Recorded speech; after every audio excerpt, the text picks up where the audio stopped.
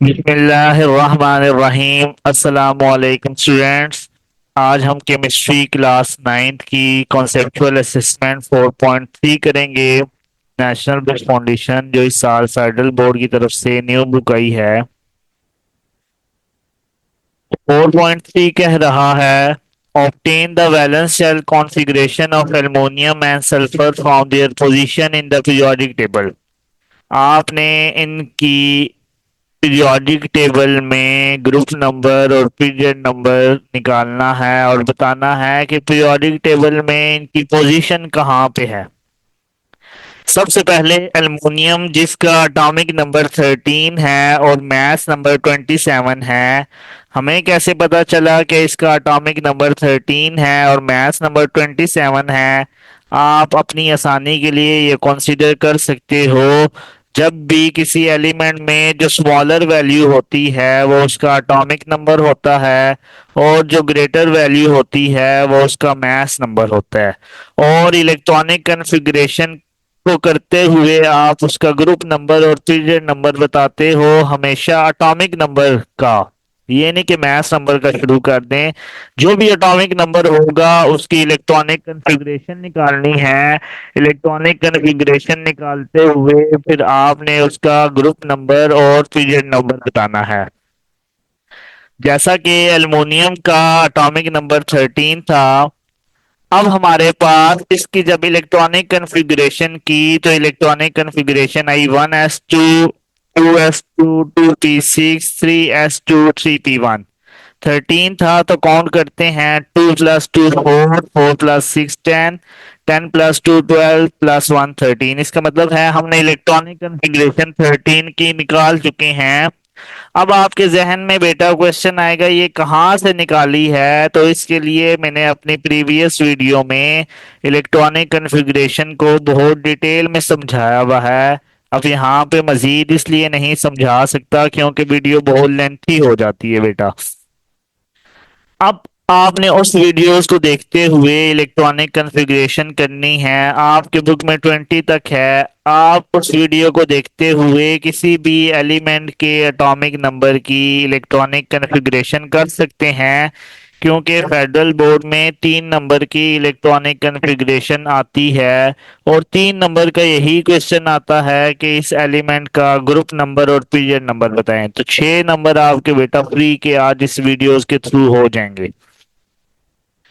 अब 1s2 तो हमारे पास जो पहला शेल होता है उसे हम के कहते हैं। ये 2s2 2p6 दूसरा शेल है उसे एल कहेंगे। तीसरा शेल हमारे पास 3s2 3p1 है जो ये सारा इसे हम एम कह देंगे। ठीक है जी।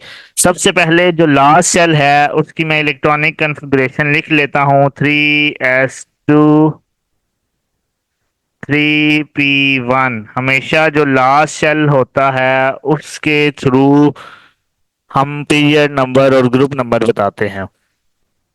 अब बेटा ये लास्ट सेल में ये जो एन है मतलब कौन सा नंबर है, ये हमारे पास 3 है और जो नंबर होता है वो उसका पीरियड नंबर बताता है। जैसा कि ये 3 है तो इसका पीरियड नंबर हमारे पास आ जाएगा एल्युमिनियम का 3। ठीक है। अब लास्ट सेल में जो उनके इलेक्ट्रॉन्स होते हैं उसे ऐड कर लो, वो उसका ग्रुप नंबर बताता है। 2 + 1 3।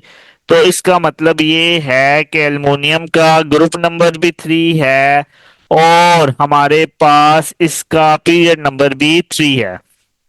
अब इसने आंसर लिखा हुआ है वो पढ़ते हैं।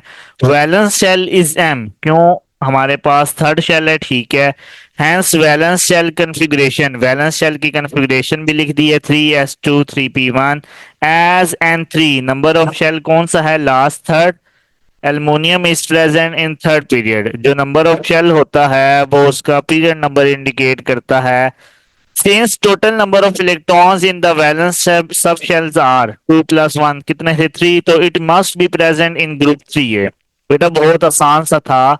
लेट्स सपोज अगर वो आपको कहता कि एक ऐसा एलिमेंट है जिसकी आपने इलेक्ट्रॉनिक कन्फिग्रेशन करनी है और उसका हमारे पास एटॉमिक नंबर 10 है, तो आपने लिख ली 1s2 2p 2s2 2p6। तो सबसे पहले ये के हो गया पहला शेल। ठीक है। दूसरा हमारे पास क्या हो गया, एल हो गया। आपने सबसे पहला स्टेप है कि लास्ट शेल की इलेक्ट्रॉनिक कॉन्फ़िगरेशन करनी है, तो लिख दिया 2s2 2p6, ठीक हो गया। अब जो लास्ट शेल है हमारे पास वो, उसमें कौन सा नंबर है, 2, तो एन रिप्रेजेंट करता है पीरियड नंबर को, तो लास्ट शेल 2 पे एंड हो रहा था, तो इसका मतलब है कि इसका पीरियड नंबर 2 है। जो एलिमेंट जिसका एटॉमिक नंबर हमारे पास 10 था उसका पीरियड नंबर क्या है, 2 है। और जो लास्ट शेल में उसके इलेक्ट्रॉन्स होते हैं उन्हें ऐड किया जाए, 2 + 6 हमारे पास आ जाता है 8। इसका मतलब है कि ऐसा एलिमेंट जिसका एटॉमिक नंबर 10 था उसका ग्रुप नंबर 8 आया और पीरियड नंबर हमारे पास 2 आ गया। अब इसका आंसर लिखना है तो लिखना है वैलेंस शेल इज, एम की जगह क्या आ जाएगा, L, hence valence shell configuration 3s2 3p1 की जगह क्या आ जाता, 2s2 2p6। एस एन 3 था, यहाँ पे क्या आ जाएगा 2। अल्युमिनियम की जगह ये एलिमेंट जिसका एटॉमिक नंबर 10 है वो आ जाता, वो कौन से पीरियड में है, सेकंड पीरियड में है। Since total number in the valence sub shell इसमें 3 थे, इसमें कितने हैं, 2 + 6 8, it must be present in group 8 ए। जो मर्जी बेटा क्वेश्चन आ जाए, प्रोसीजर यही है। अब दूसरे की तरफ चलते हैं, हमारे पास दूसरा क्वेश्चन था सल्फर जिसका एटॉमिक नंबर 16 था और मास नंबर 32 था। हमेशा इलेक्ट्रॉनिक कॉन्फ़िगरेशन एटॉमिक नंबर की जाती है। इसकी इलेक्ट्रॉनिक कॉन्फ़िगरेशन की तो हमारे पास आ गई 1s2 2s2 2p6 3s2 3p4। Count करते हैं कि वाकई ही 16 है। 4 + 2 6, 6 + 6 12, 12 + 2 14, 14 + 2 16। तो अब हमारे पास पहला शेल के था, ठीक है लिख दिया। सेकंड शेल हमारे पास एल था, लिख दिया। थर्ड शेल हमारे पास एम था, लिख दिया। पहला वैलेंस शेल क्या है, एम, ठीक है। अब वैलेंस शेल की इलेक्ट्रॉनिक कॉन्फ़िगरेशन मैं अलहदा से लिख देता हूँ, 3s2 3p4, ठीक है। वैलेंस शेल इलेक्ट्रॉनिक कॉन्फ़िगरेशन इसकी हमारे पास आ गई है 3s2 3p4। नंबर कौन सा है, लास्ट शेल n3, तो मैं लिख देता हूँ नंबर ऑफ शेल इसका जो है 3 है और number of shell period number को रिप्रेजेंट करता है। इसका मतलब है सल्फर का पीरियड नंबर हमारे पास 3 आ गया। और लास्ट शेल में जो इलेक्ट्रॉन्स हैं उन्हें काउंट किया जाए तो आ जाएगा 2 + 4 6। इसका मतलब है जो लास्ट शेल में इलेक्ट्रॉन होते हैं वो ग्रुप नंबर को रिप्रेजेंट करते हैं। इसका मतलब है सल्फर का ग्रुप नंबर 6 है और पीरियड नंबर हमारे पास 3 है। देखते हैं, group number of elements indicates the number of electrons in the valence shell, तो 2 + 4 6, ठीक है।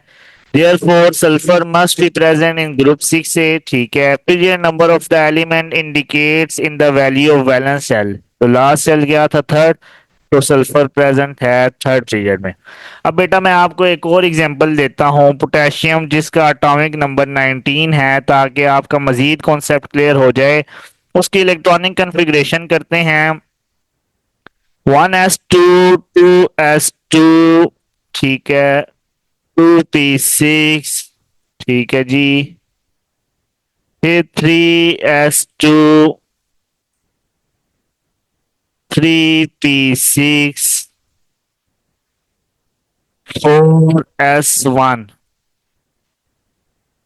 अब फिर आप कहेंगे ये कहाँ से आ गया, कभी 3p4 पे एंड हो जाता है, कभी 3p6 4s1 पे चला जाता है। तो बेटा आप इसके लिए इलेक्ट्रॉनिक कॉन्फ़िगरेशन का कॉन्सेप्ट देखना बहुत जरूरी है। चलिए काउंट करते हैं, 2 + 2 4 + 6 10, 10 + 2 12, 12 + 6 18, 18 + 1 19। तो एटॉमिक नंबर 19 की इलेक्ट्रॉनिक कॉन्फ़िगरेशन लिख ली।